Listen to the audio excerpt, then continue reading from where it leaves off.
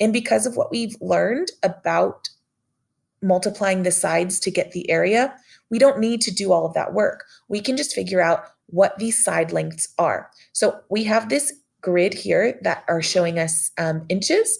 And so if we see here is, let me get my little pointer here. If this is 1 inch, here we've got 2, 3, 4 inches. And then over here we've got 1, 2 inches.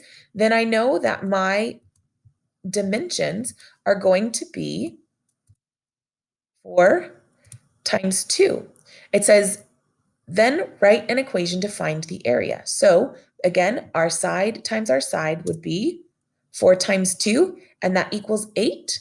So the area of this rectangle would be 8 square inches. Remember, make sure you always include square inches because our lengths on our sides are not square because it's just one simple line. So we know that the area of this would be 8 square inches. Let's have a look at one more example. So here we have another rectangle on another grid, and we need to find the area of this rectangle. So go ahead and pause the video here. You can either write your answers on your paper or figure it out on the screen and then play the video once you are ready.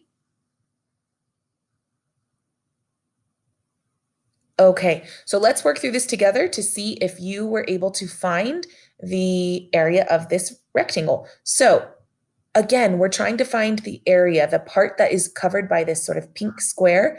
So we need to figure out what the dimensions are so that we can multiply them and figure out the area. So here we go. We've got 1, 2, 3, 4, 5. So we know that this is 5 units. We don't know if these are centimeters or inches, so we'll just use a U for unit.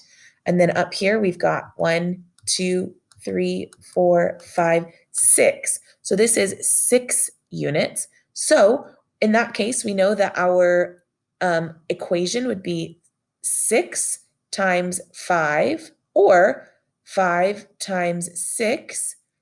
Both of those I know equal 30. So the area would be 30 square, can abbreviate, units, just like that.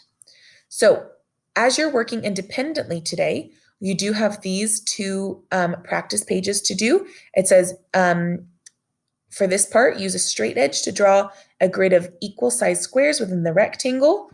Find and label the side lengths, and then multiply the lengths to find the area. So you're doing what we just practiced together for each of these rectangles down here. So once you'd find the side lengths of rectangle A, you'd come down here, fill it in. So it would be one side units times the other side's units equals how many square units. And notice they've already put in square units for you, so you don't have to add that this time.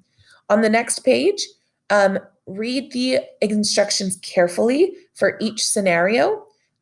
Please keep in mind that for number 2, it has A, B, and C. It has 3 parts.